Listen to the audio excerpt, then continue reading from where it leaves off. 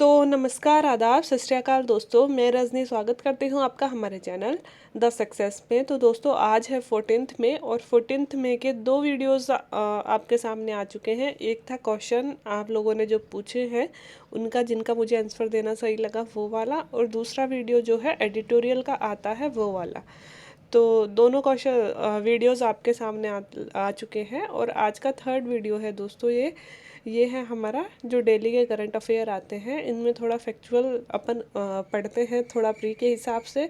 और मेंस में छोटे वाले क्वेश्चन जो होते हैं 2 नंबर और 5 नंबर, वो यहाँ से कुछ बन सकते हैं, तो उसके हिसाब से।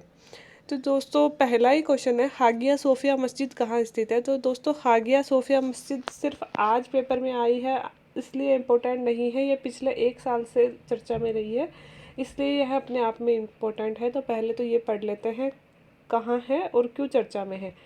तो दोस्तों तुर्की के इस्तांबुल में यह स्थित मस्जिद है और यह काफ़ी चर्चा में रही है। दोस्तों टर्की की राजधानी इस्तांबुल और वहाँ पे स्थित है और यह काफ़ी चर्चा में रही है।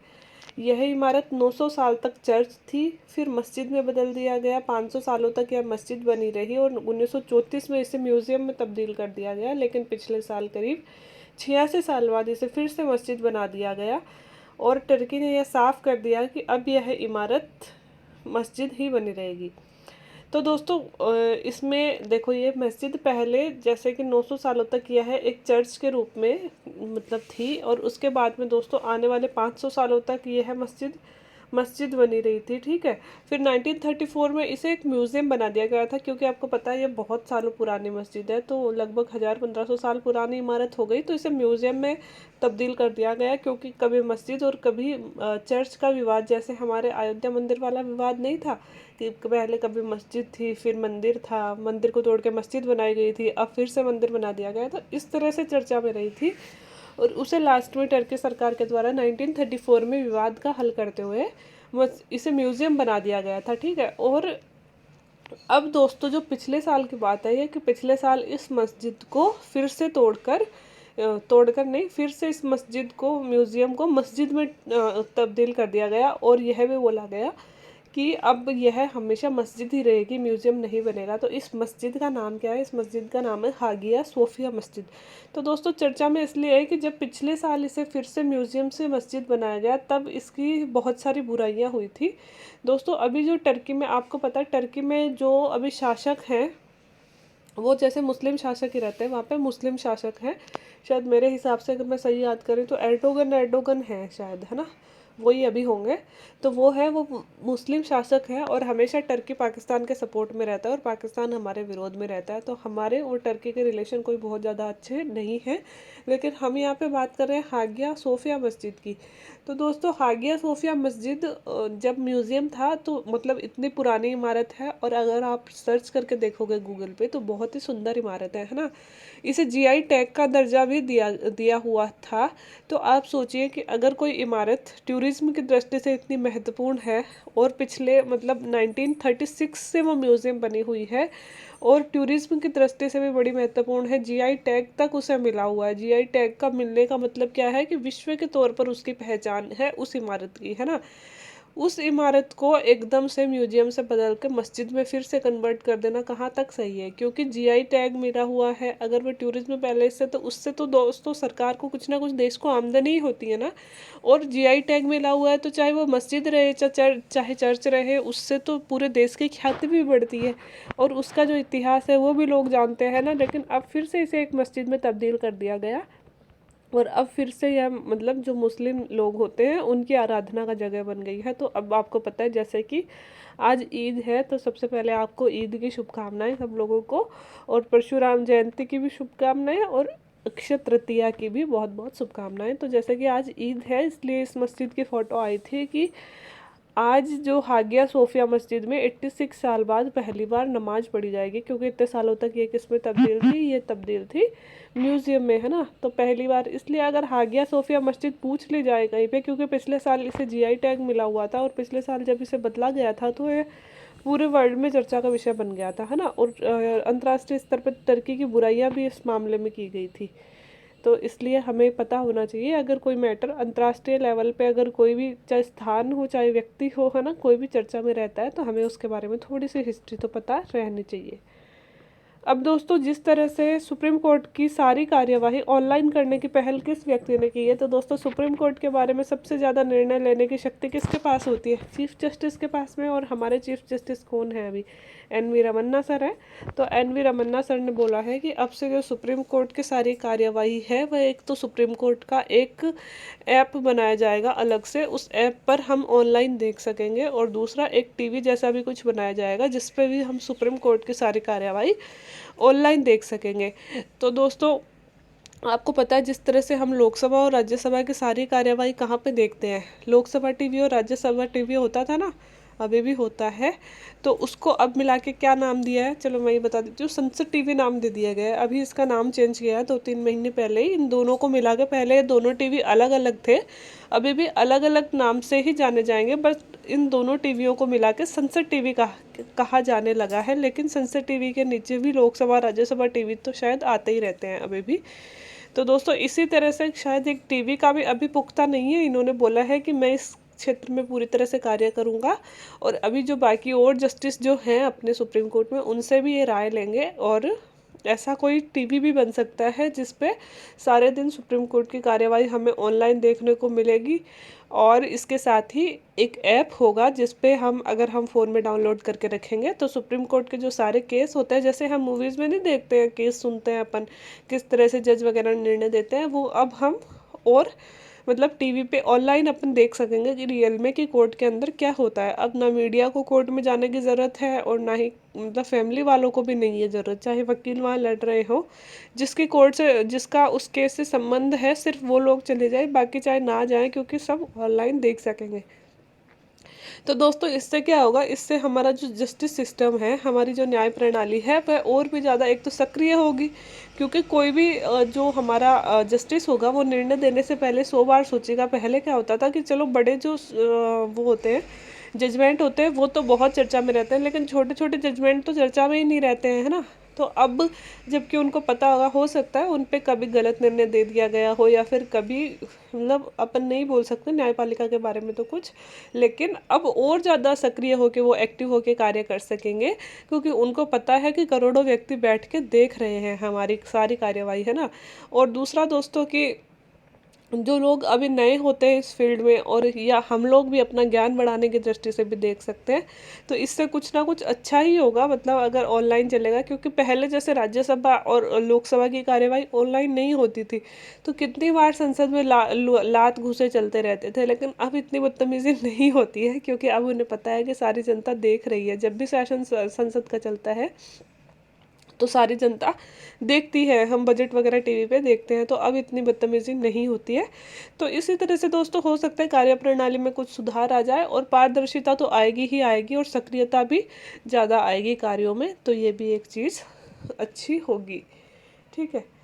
एक दोस्तों अवार्ड है Laureus sportsman of the year. अगर मतलब कई बार गेम्स से, जैसे अपने स्पोर्ट्स तो है ही आरएस मेंस के सिलेबस में, और प्री में वैसे भी करंट अफेयर है, तो एक दो तीन क्वेश्चन तो गेम से रिलेटेड आते ही आते हैं, तो यह अवार्ड हो सकता है पूछ लिया जाए। तो Laureus sportsman of the year award पहली बात तो संबंधित किससे है दोस्तों? टेनिस से संबंधित है, टेनिस के क्षेत्र में दिया जाता है, और इस बार यह पुरुषों में दिया गया है दोस्तों राफेल नडाल को। राफेल नडाल पहले भी इस अवार्ड को 6 बार जीत चुके हैं, और इस बार भी यह इन्हीं को मिला है, और सबसे ज़्यादा बार जीतने वाले भी राफेल नडाल ही हैं। और दोस्तों, इस बार यह अवार्ड हमेशा वैसे एक ही पर्सन को दिया जाता है, लेकिन इस बार यह अवार्ड 2 लोगों को दिया गया है, एक पुरुष को एक महिला को। तो राफेल नडाल तो बिलोंग करते हैं स्पेन से, और एक महिला को दिया गया है जो जापान के टेनिस प्लेयर है नाओमी ओसाका, उनको यह अवार्ड दिया गया है। तो इस बार ये 2 लोगों को दिया गया है, इसलिए भी अपने आप में इम्पोर्टेंट है, राफेल नडाल और नाओमी ओसाका। और इसका नाम है Laureus sportsman of the year award. तो दोस्तों, ये उन्हीं क्षेत्रों में दिया जाता है, जैसे कि वो ग्रैंड स्लैम होते हैं ना, यहाँ पे ये टेनिस होता है, बैडमिंटन होता है, बैडमिंटन होता है ना, क्या होता है, मुझे तो गेम्स के बारे में मेरी इतनी जानकारी नहीं है दोस्तों, क्या खेलते हैं ये लोग। आई होप शायद टेनिस ही खेलते होंगे। तो इसमें जो 4 वो होते हैं, आप लोग कमेंट करके बताइएगा। बाकी मैं कल और ज़्यादा इसमें एक्सप्लेनेशन दे दूँगी, क्योंकि मुझे बहुत कम इंटरेस्ट है गेम्स में। तो ना तो मैं इतनी ज़्यादा न्यूज़ पढ़ती हूँ, ना मैं देखती हूँ। ये तो मेंस में चला रखा है, तो इसलिए थोड़ा बहुत ध्यान में रखना पड़ता है। बाकी क्रिकेट के बारे में तो फिर भी थोड़ा बहुत पता होता है, बाकी इतना नहीं पता है। तो आप लोग बताइएगा कि वो जो 4 ग्रैंड स्लैम होते हैं, जैसे कि ऑस्ट्रेलियन ओपन हो गया है ना, और भी कौन कौन से ओपन होते हैं, वो कौन कौन से होते हैं, और वर्ष में कौन कौन से महीने में कौन कौन से खेले जाते हैं। क्योंकि आरएएस में और यूपीएससी में भी 1-2 बार उन वो जो गेम्स होते हैं उनको क्रम जचाना पूछा गया है। शायद पिछली बार ही पूछा गया था ये वाला क्वेश्चन, या फिर किसी और एग्जाम में पूछा गया था कि इन्हें क्रम से जचाइए कि कौन से महीने में कौन सा ओपन होता है ना। तो एक बार आप कमेंट बॉक्स में, अगर आपको भी नहीं याद है तो एक बार गूगल सर्च कर लीजिएगा, फिर आप कमेंट बॉक्स में जब लिखेंगे तो आप भूलेंगे नहीं उस चीज़ को। और प्लीज़ एक बार कमेंट करके बता दीजिएगा, मैं भी देखती हूँ। एक दोस्तों अच्छी पर्सनालिटी थी जिनको हमने खो दिया है, इनका नाम है KR गौरी अम्मा। तो दोस्तों हैं तो साउथ साइड की, लेकिन पूरे मतलब इंडिया के लिए इम्पोर्टेंट है, हो सकता है पूछ ली जाए, क्योंकि वुमन बहुत कम होती है जो इस मुकाम पे पहुंचती है। और उस ज़माने में क्योंकि ये 102 वर्ष की होके मरी है, तो मतलब डेथ हुई है, स्वर्गवास हुआ है, परलोक गमन हुआ है। तो थोड़ी सी लैंग्वेज सुधारने की ज़रूरत है, क्योंकि अपन क्या होता है डेली लैंग्वेज में जैसे वर्ड्स बोलते हैं, कई बार वैसे ही वर्ड्स अपने जबान पे आ जाते हैं, बट ऐसा नहीं होना चाहिए। लैंग्वेज बहुत ज़्यादा ऐसे सभ्य और सुशील होनी चाहिए। ये इंटरव्यू में भी बड़ी प्रॉब्लम होती थी। जब भी मैं मॉक इंटरव्यू देने जाती थी तो मुझे क्या बोला जाता था कि आप बड़ा ही अनौपचारिक होके मॉक देते हैं, आप औपचारिक होके दीजिए। तो फिर मैं कई बार तो मॉक्स में बोल भी देती थी, सर मैंने तो सुना है कि इंटरव्यू में खुद जैसे हैं वैसी पर्सनैलिटी दिखानी चाहिए। तो 1-2 जनों ने तो मुझे डांटा भी है कि वैसी पर्सनैलिटी दिखानी चाहिए, बट आप यहाँ पे अनौपचारिक नहीं हो, आप यहाँ पे एक मतलब प्रशासक का इंटरव्यू देने आए हो। तो पता है मैंने क्या बोला था, मैंने ये बोला था, मुझसे पूछे गए थे कि राजस्थान, हाँ राजस्थान के ही पूछे गए थे, ये जैसे अपना राजस्थान है थोड़ा थोड़ा सा ऐसा ही है ना। तो हाँ मुझसे पूछे गए थे कि राजस्थान के जो बॉर्डर एरिया वाले जो ज़िले हैं वो सारे गिनाइए, है ना। तो मैंने शुरू कर दिया, मतलब इधर से शुरू कर दिया, सर गंगानगर, फिर मैंने कहा हनुमानगढ़, फिर मैंने कहा झुंझुनू, फिर सीकर, फिर जयपुर, फिर अलवर, फिर भरतपुर, और फिर सवाई माधोपुर, करौली। यहाँ करते करते मैं इतना आ गई। अब मैं सोच रही थी कि यार इतना बोलने के पश्चात तो उन लोगों को पता तो लग ही जाएगा कि यार पता है बच्चे को, और क्या पूछना, मतलब सारे ही थोड़ी गिनोगे, है ना। और एक तो ना वहाँ पे मतलब जितना अपन को आता है ना, चाहे वो मॉक हो चाहे रियल इंटरव्यू हो, बल्कि रियल इंटरव्यू में तो अपन सच में बहुत कंफर्टेबल होते हैं। पता नहीं क्यों वो लोग बहुत अच्छा माहौल रखते हैं। मॉक वाले तो थोड़ा डरा के रखते हैं ना, तो मॉक में जितना आता है ना उतना बोल भी नहीं पाते, आधी चीज़ें तो वैसे भूल जाते हैं। तो ऐसे आते आते मैं यहाँ तक तो आ गई थी, करौली। फिर मैंने कहा सर इधर कोटा, कोटा तो हाँ कोटा तो नहीं स्पर्श करता, मैंने कहा बूंदी, बारा, फिर मैंने कहा भीलवाड़ा, भीलवाड़ा नहीं करता, मैंने कहा चित्तौड़गढ़। तो फिर मैं ऐसे सोच रही थी, मन में ऐसे सोचे जा रही थी ये लोग रोकेंगे, ये लोग रोकेंगे, लेकिन वो लोग रोक ही नहीं रहे थे, वो सुने जा रहे चुपचाप बैठे बैठे। तो फिर मैंने कहा सर ऐसे करते करते नीचे की तरफ आ जाएंगे और हो जाएंगे। तो उन्होंने कहा कि क्या मतलब आपका ऐसे ही आ जाएंगे, मतलब पूरे ज़िले बताइए। तो फिर मैंने कहा कि ठीक है सर, और फिर मैंने ऐसे मतलब ठीक है, फिर पूरे यहाँ तक के गिनाए। तो फिर मुझे क्या बोलते हैं कि आपकी लैंग्वेज जो है बड़ी ही अनौपचारिक लैंग्वेज है, ऐसे थोड़ी होता है ऐसे करते करते सर इधर आ जाएंगे इधर आ जाएंगे, ऐसे थोड़ी बोला जाता है, हमेशा सही लैंग्वेज का उपयोग कीजिए। तो मैंने कहा कि सर मैंने उनको रियली बता दिया, मेरे से फेक बना ही नहीं जाता। मैंने कहा सर मुझे लग रहा था कि ठीक है 5-7 गिना देंगे तो फिर आप रोक दोगे, बीच में आपने रोका नहीं, तो मुझे लगा मैं खुद ही रुक जाती हूँ गलत बताऊँ या फिर 1-2 मिस करूँ इससे पहले। तो फिर मतलब वह जो कोचिंग थी जहाँ मैं इंटरव्यू देने गई थी, वो दिल्ली से टीम आई हुई थी। तो उन्होंने मुझे बहुत भयंकर वाली लताड़ लगाई थी मेरी इनफॉर्मल लैंग्वेज के लिए और इनफॉर्मल बिहेवियर के लिए कि आप एक प्रशासक बनने वाले हो और हमारे सामने भी बिल्कुल वैसे ही बिहेव कीजिए like you are a administrator now. तो आपको ऐसे बिहेव की उम्मीद हम आपसे नहीं करते हैं कि अगर आपसे आपको सामने वाला सीनियर कुछ पूछ रहा है तो आप आधा आंसर दे के बोल देंगे कि सर ठीक है, फिर ऐसे करते करते पूरा हो ही जाएगा। तो ऐसे नहीं बोला जाता है कभी भी, क्योंकि जो एक प्रशासक होता है उसे अपनी ज़िंदगी में जो अपना ऑफिस टाइम होता है उसमें उसे औपचारिक ही बने रहना पड़ता है। तो वहाँ से मैंने सीखा भी था, आगे चल के मैंने सुधार करने की कोशिश भी की थी। बट क्या होता है, सारे दिन तो हम रहते हैं अनौपचारिक, है ना, और वहाँ जाके 15 मिनट, क्योंकि खूब सारे मौक दिए थे मैंने, 15 मिनट अपन को औपचारिक बनना पड़ता है। अब वो नाटक होता ही नहीं है 15 मिनट का, बहुत ही मुश्किल से होता है।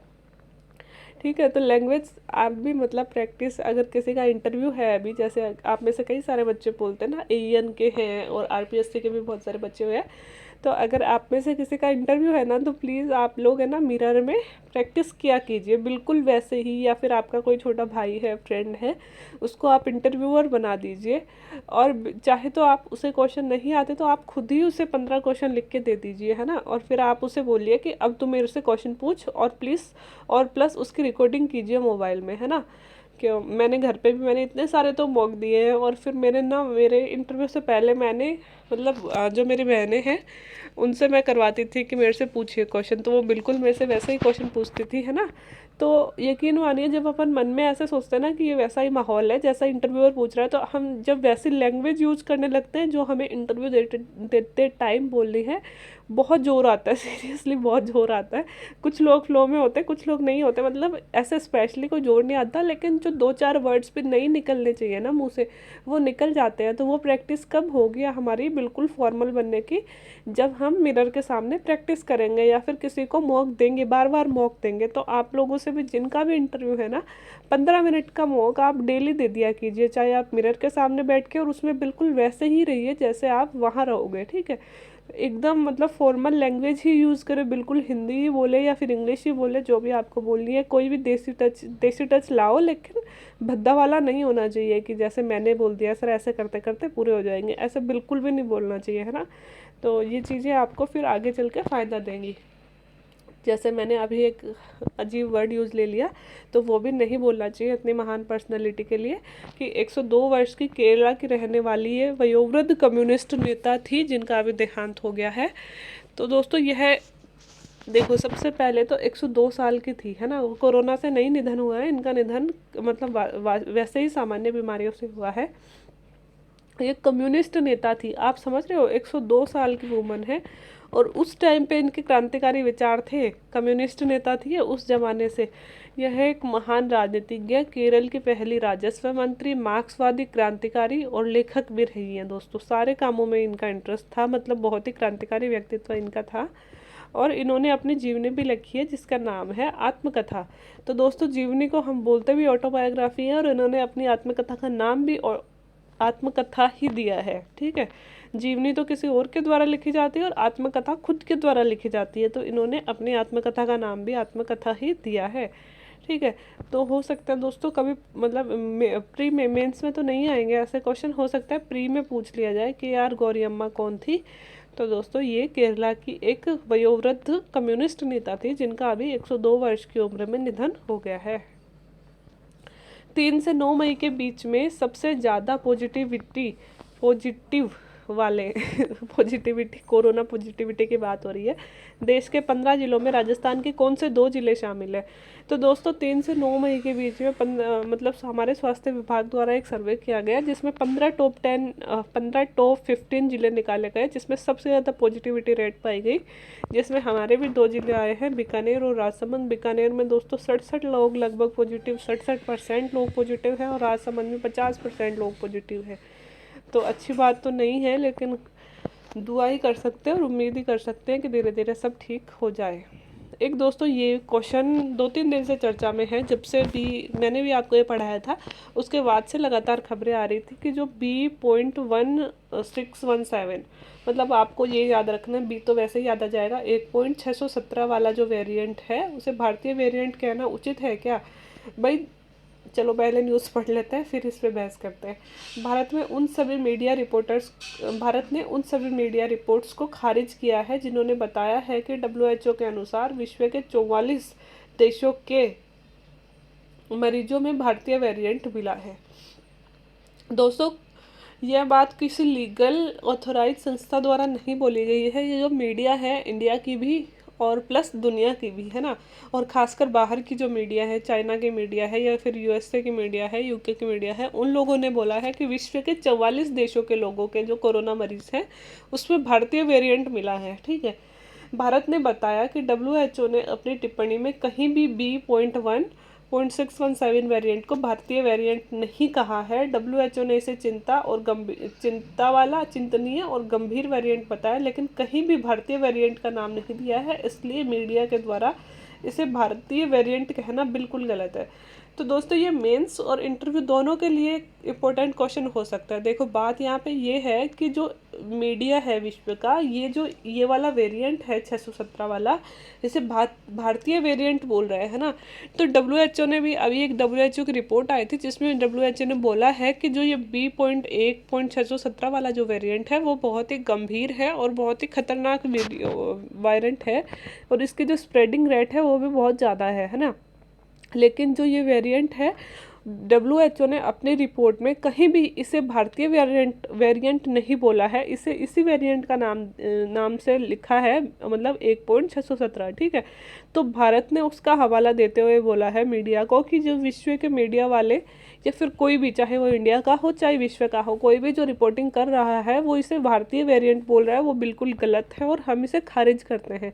क्योंकि जब डब्ल्यूएचओ ने नहीं बोला तो आप क्यों बोल रहे हो, और कौन सा ये हमने बनाया थोड़ी है वेरिएंट, हमने कौन सा वायरस बनाया है। और वायरस का तो काम ही है जो अपना म्यूटेशन करना। तो हो सकता है ब्रिटेन वाला वेरिएंट भी तो कितना खतरनाक था, किसी ने तो उसे ब्रिटेन वेरिएंट नहीं बोला, तो फिर इंडिया वाले को क्यों।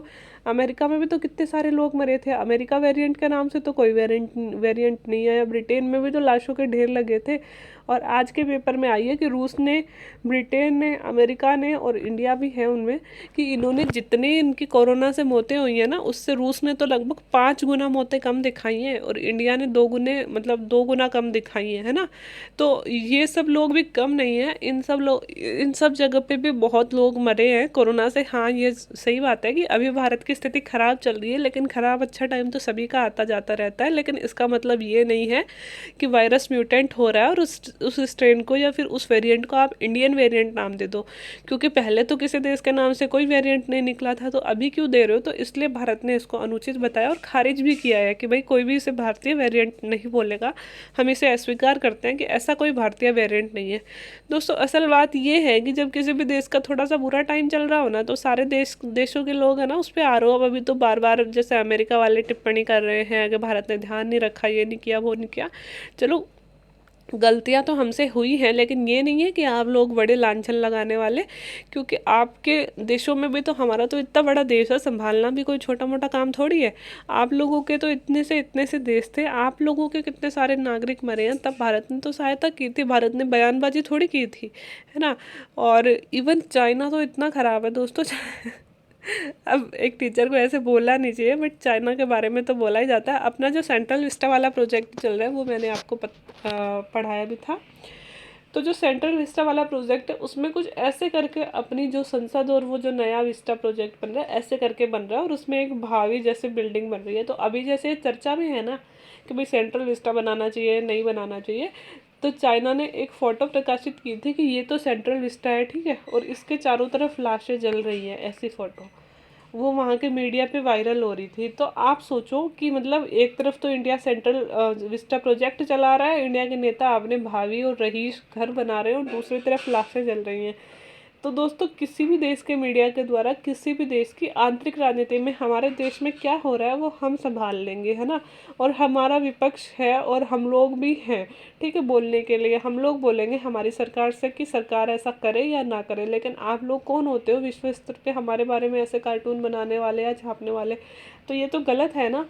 तो मतलब किसी भी देश की अगर स्थिति खराब है तो उसका फ़ायदा, मतलब उसको थोड़ी मतलब सहायता करने के बजाय आप उसका मजाक उड़ा रहे हो विश्व लेवल पे, और वो भी उस टाइम पे जब ये सब आपका किया धरा है। वास्तव में तो वायरस निकला कहाँ से? वुहान से ही तो निकला है। डोनाल्ड ट्रंप इस मैटर में सही थे, वो उसको वुहान वायरस ही बोलते थे, बाकी किसी भी देश की हिम्मत नहीं हुई इसे चाइनीज़ वायरस बोलने की, है ना।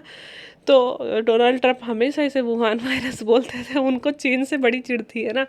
लेकिन वो भी ठीक है, इंडिया ने कभी भी ऐसे नहीं बोला कि ये चीन द्वारा निकला हुआ वायरस है, इन सब के लिए चीन जिम्मेदार है। आप इतनी छोटी छोटी बातों के लिए हमें जिम्मेदार ठहरा रहे हो, है ना। वायरेंट के लिए इंडियन वायरेंट नाम दे रहे हो, तो ये तो गलत है, और भारत ने इन सब के लिए इसे करारा जवाब भी दे दिया है।